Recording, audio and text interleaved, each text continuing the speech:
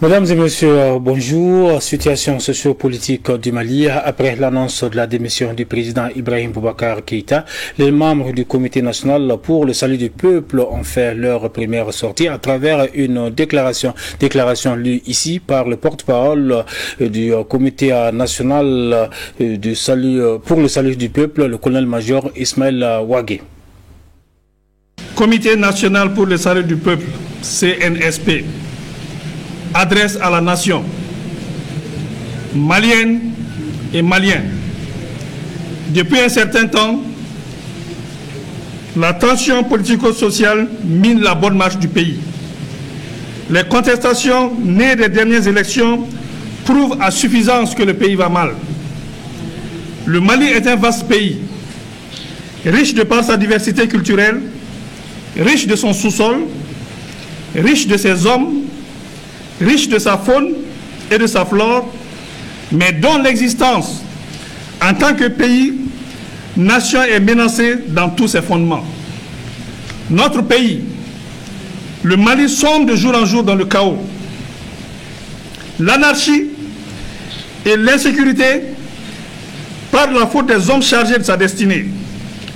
La vraie démocratie ne rime point avec complaisance, ni faiblesse de l'autorité de l'État qui doit garantir la liberté et la sécurité du citoyen.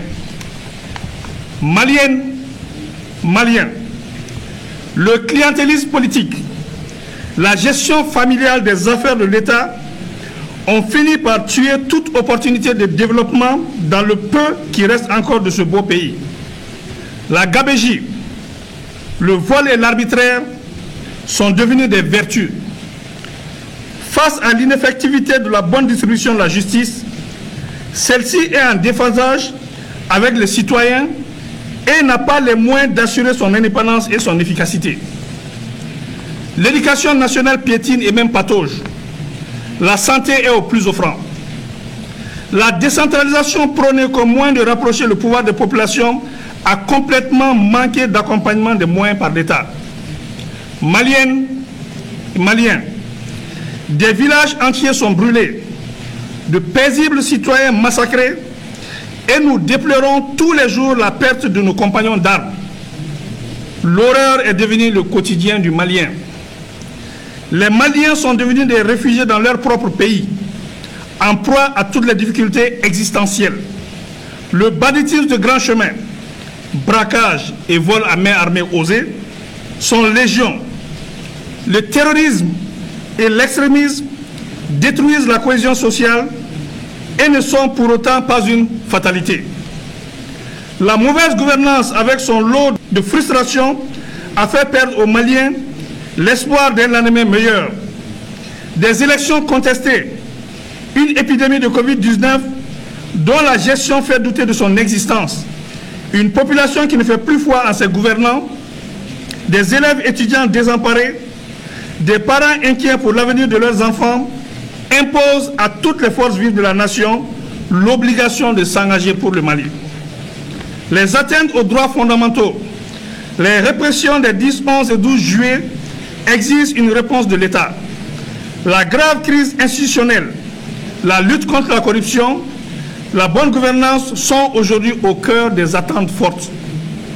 Maliennes et Maliens, face à la difficulté de garantir à ce jour le respect de la Constitution, l'intégrité du territoire, l'indépendance de l'unité nationale, de la paix et de la cohésion sociale, M. Ibrahim Boubacar Keïta et son régime, après dissolution de l'Assemblée nationale, ce jour 18 août 2020, a rendu sa démission. Afin d'éviter au pays de sombrer, nous, forces patriotiques regroupées au sein du Comité national pour le salut du peuple, CNSP, avons décidé de prendre nos responsabilités devant le peuple et devant l'histoire, d'assurer la continuité de l'État et des services publics. Cette lourde responsabilité ne s'accomplira pleinement qu'avec l'ensemble des forces vives de la nation. À compter de ce jour, 19 août 2020, toutes les frontières aériennes et terrestres sont fermées jusqu'à nouvel ordre. Un couvre-feu est instauré de 21h à 5h du matin jusqu'à nouvel ordre.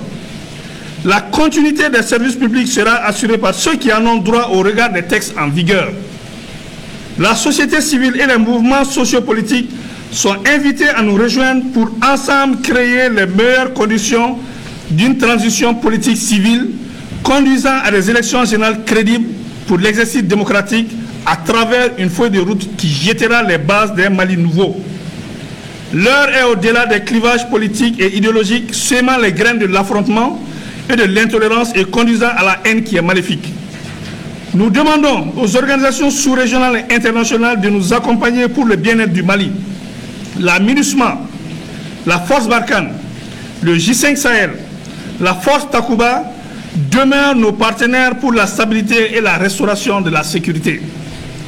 S'adressant à vous, frères d'armes, nous vous exhortons à assurer la continuité de vos missions régaliennes tant qu'organiques et coopérationnelles. Maliennes et Maliens, avec vous, debout comme un seul homme, nous pouvons redonner à ce pays sa grandeur d'antan et son rayonnement sous-régional et international. Il ne paraît pas aisé, mais en arrêtant la saignée des comptes publics, beaucoup de revendications catégorielles pourraient être gérées. Tous les accords passés avec les partenaires nationaux, régionaux et internationaux seront respectés. Nous invitons par ailleurs nos frères de la coordination des mouvements de l'Azawad-Sema et de la plateforme à nous rejoindre pour la mise en œuvre efficiente de l'accord issu du processus d'Alger. Rien ne doit entraver l'unité de la nation malienne. Nous sommes attachés au processus d'Alger. La paix au Mali est notre priorité et elle se fera avec vous. Faisons bloc pour faire échec aux forces du mal qui nous écument et veulent prendre en otage notre cher pays. Nous allons prendre en compte les conclusions du dialogue national inclusif DNI pour l'amélioration du cadre de bonne gouvernance.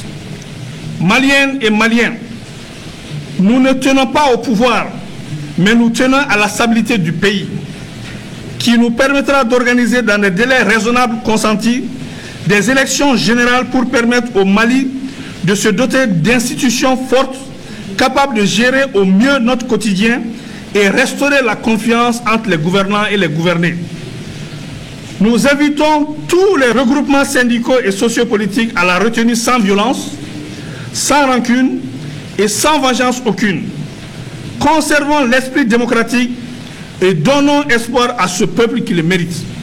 Vive la République, vive la nation, vive le Comité national pour le salut du peuple. Que Dieu bénisse le Mali. Je vous remercie.